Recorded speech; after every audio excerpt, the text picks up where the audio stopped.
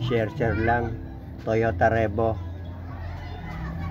disc brake, kaya kalimitang lumalago to.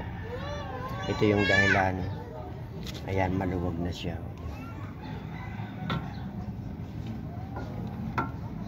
Ayan. So maluwag na siya, oh. Sobrang luwag na. Kaya kalimitan kapag nalulubak o nagpipreno, tok, kasi nga maluwag na siya. So doon sa mga nagdi-DIY nito na nilalagyan ng sapi o nung kalimitan ng yero, ito.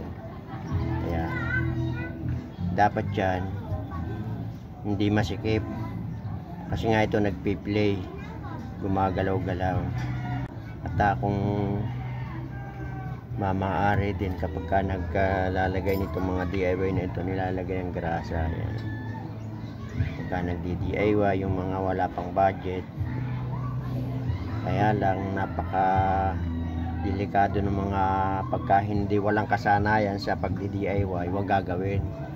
Kalimitan lang mga gumagawa nito yung may kasanayan at pang sarili na naaalalayan yung sasakyan,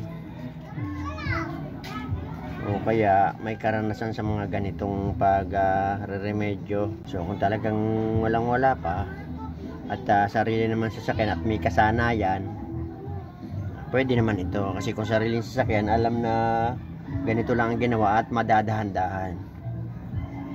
Yun, kagaya nito, nilagyan ko siya ng pangsamantala lang na